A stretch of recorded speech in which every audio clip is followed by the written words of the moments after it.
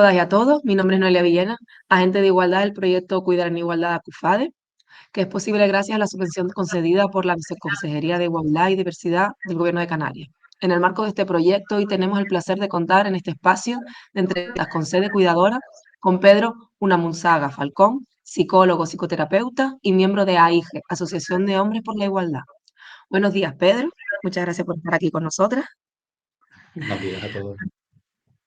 Antes de empezar con la entrevista, para poner un poquito en situación a todo el mundo, sí nos gustaría lanzar unos datos que sacamos del primer estudio de personas cuidadoras de Canarias, realizado por esta entidad en 2021, que de este estudio sale también este proyecto, Cuidadas en Igualdad.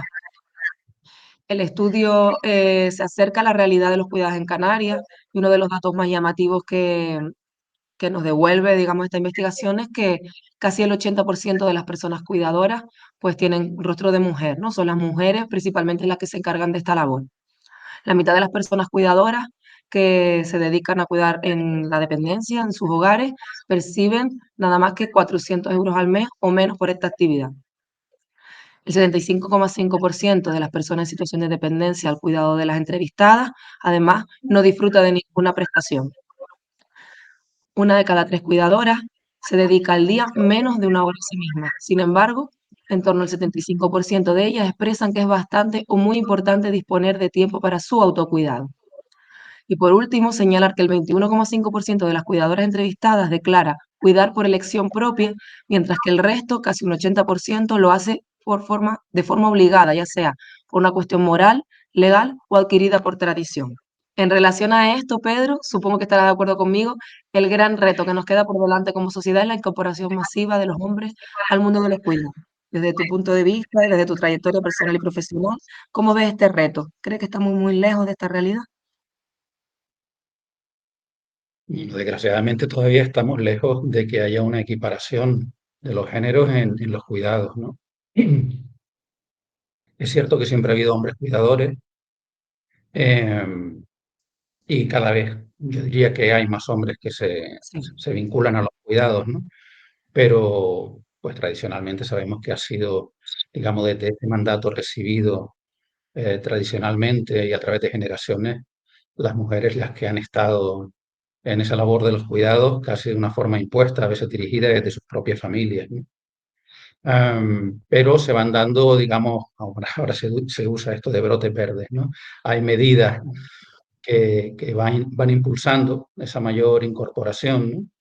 Y bueno, está claro que la aparición de políticas públicas, ¿no? Que aumentan pues la posibilidad de los permisos, por ejemplo, para paternidad, están, digamos, contribuyendo a que haya una mayor presencia de los hombres por lo menos en la casa, en las tareas del hogar y en la presencia con los hijos e hijas, ¿no?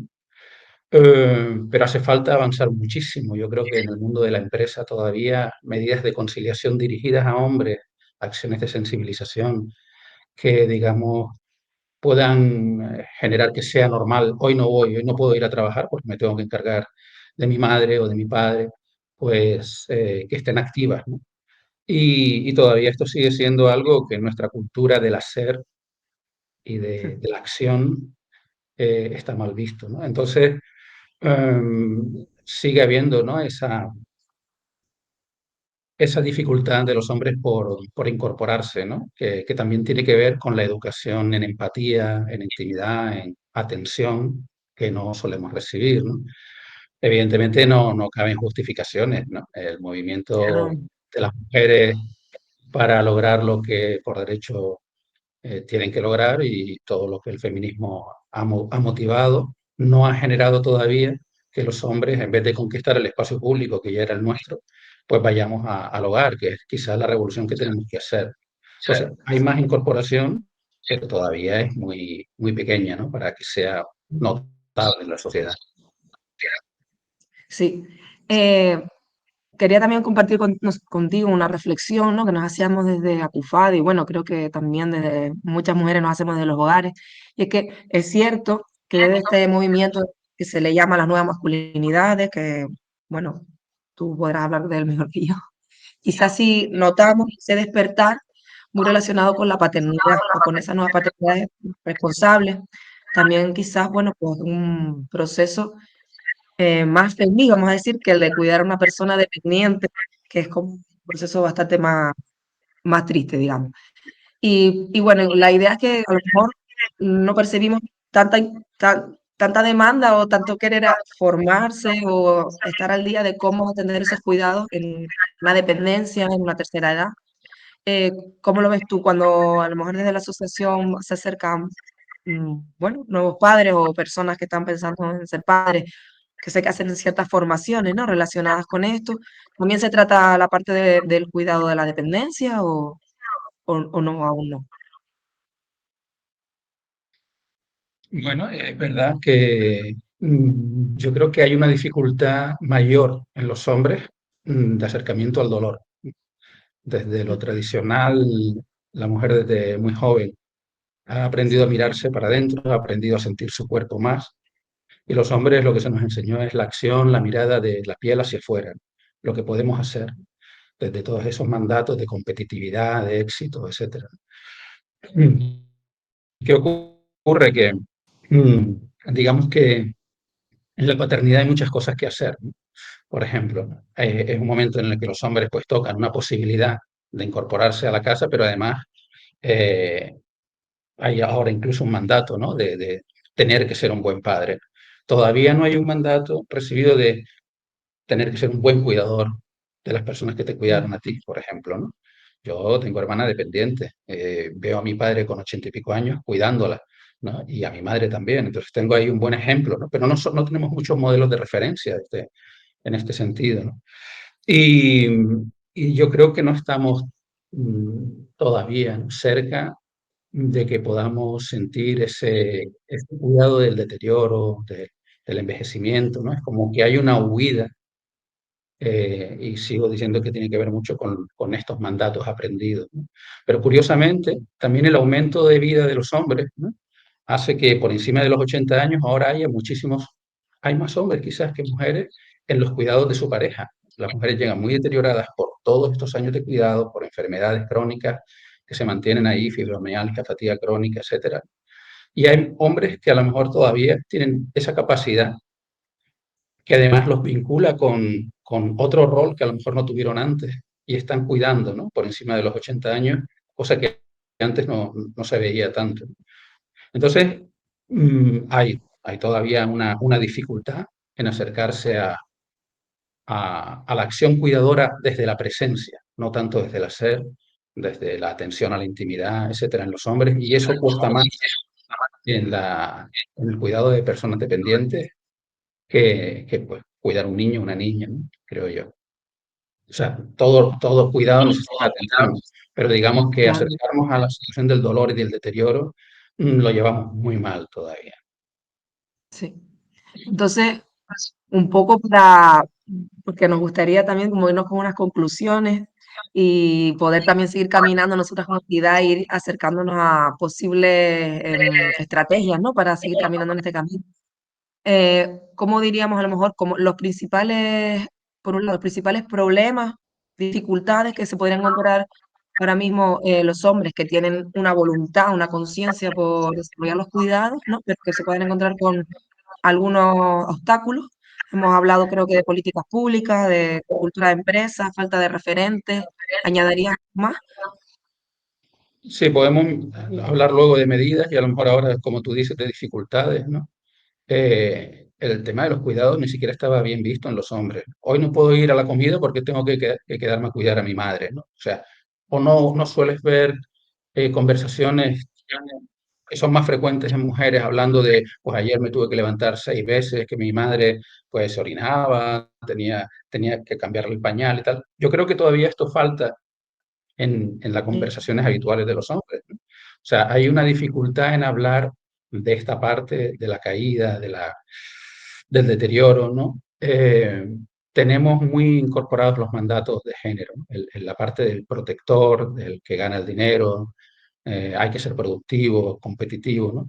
Y esto nos aleja de la necesaria ralentización, de bajar la velocidad para poder acompasar. porque el cuidado yo creo que tiene mucho que ver con acompasar, no es hacer, no es ir de salvador, se trata de cuidar a la persona como necesita ser cuidada. Y eso requiere mucha atención, bajar el ritmo, darle importancia.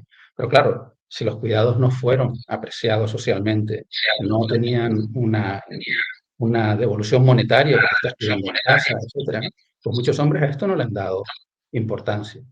Y venimos de culturas de haber sido servidos por hermanas, por madres, por abuelas. Entonces, o se hace una acción de transformación interna. Nosotros en AIGE tenemos un lema que es: cada hombre es una revolución interior pendiente. O sea, o se hace un cambio de valores, una deconstrucción de lo que aprendí y hacia dónde voy, o es muy difícil. Vamos demasiado deprisa y cuando cuidamos muchas veces vamos como elefantes en cacharrería. Entonces, esa es algunas de las dificultades. Además, si hay al lado una mujer que asume la carga mental, que está atenta, pues rápidamente es como hago, pero además quiero medallas si hago, pero te dejo a ti el trabajo, ¿no?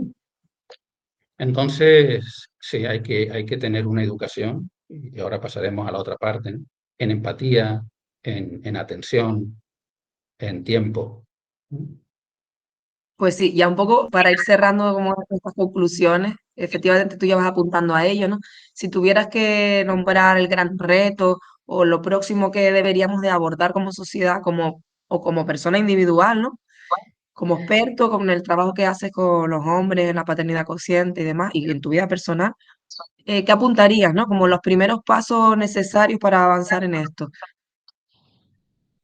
Bueno, la educación siempre se aparece como el primer reto. Es necesaria hacer eh, una educación emocional y sexoafectiva.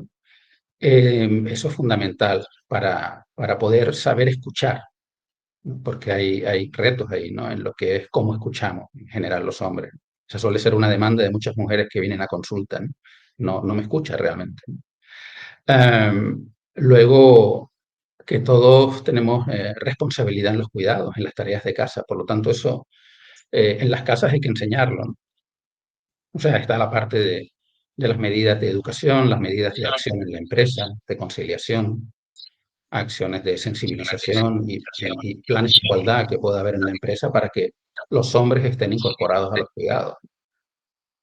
Mm,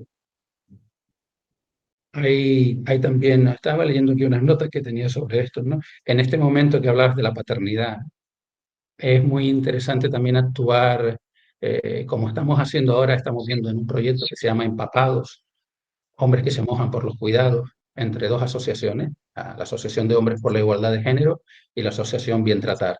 Y estamos llegando, por ejemplo, a centros de salud para trabajar junto con las matronas con hombres que van a ser padres, ¿no? Entonces, esto les toma en un momento donde hay mucho miedo, donde hay por un lado, una tendencia que se inicia de que quiero ser un buen padre, y por otro lado, las cosas que hay que renunciar, cómo lo voy a hacer, otra vez el miedo al error, ¿no? Entonces, aprovechando este miedo, puede ser muy motivante para ver cómo fui cuidado yo, cómo actuaba mi padre, cómo actuaba mi madre y hacia dónde quiero ir, ¿no? Y los hombres con los que estamos trabajando hablan de un antes y un después de haber mirado, ¿no?, lo que supone todo el ejercicio de cuidado de la maternidad, el embarazo, el posparto, el puerperio. De manera que ahí ven una realidad concreta donde se pueden vincular. Alguien, una feminista decía que los hombres deberían ser primero abuelos que padres, ¿no? Porque muchas veces los hombres también vemos que cuando bajan la actividad laboral y se jubilaban, antes se quedaban como pasmados un poco, ¿no? Ahora vamos viendo cómo van ganando también el beneficio de que se pueden encargar más de los cuidados. Claro, esto debería ocurrir en la etapa productiva también, pero estamos viendo como esa vuelta a la ternura, ese reconocimiento del propio deterioro, pues hace que también se acerquen más a los cuidados. Entonces, políticas públicas, educación, acciones concretas en los hombres y estos momentos de crisis como la paternidad son muy adecuados para que definitivamente, aparte de disfrutar de las semanas, porque es un disfrute cuidar también, es duro, pero también es un Claro. privilegio bueno poder cuidar.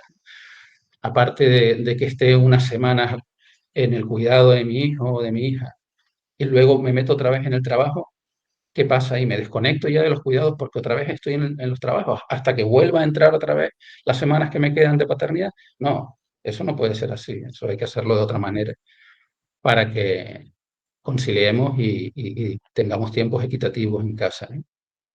Sobre todo la carga mental, ¿no? Todavía ves hombres que me consultan, me bien, no, pero yo me encargo de la compra. ¿Quién hizo la lista, no? ¿Quién miraba en los armarios? ¿Quién veía si faltaba este producto o pimientos o qué? O sea, pues es verdad, ¿no? No se dan cuenta muchas veces de que lo han tenido todo. Sí, ahí en lo que comentas, ¿no? También nos queda un trabajo enorme por darle valor a los cuidados y por civilizar todas las pequeñas tareas, ¿verdad? Todo lo que implica el acto de cuidarlo, de la carga mental, está claro que ya es como el colmo de la invisibilización. Y Totalmente. muy importante destacar ya, ¿no? Que además está claro que por un lado hay que reivindicar que los cuidados son un trabajo, pero también hay un disfrute. Claro que sí, hay un acceso a al mundo emocional y un enriquecimiento personal de estar ahí en ese ámbito también, ¿verdad? Entonces, claro que se Con todo, benefician de esta parte, ¿no? con todo lo Sí, duro que puede ser también. Sí. pues Pues Pedro, muchísimas gracias por este ratito que hemos compartido. Continuaremos siguiéndoles ahí en redes detrás de lo que hacen, que tienen una tarea ahí, una labor muy importante por hacer. Y agradecerle a todas las personas que se han acercado a nuestro canal de YouTube a escucharnos.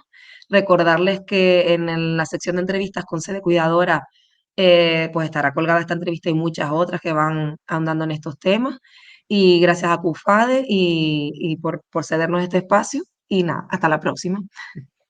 Muchas gracias. Bien.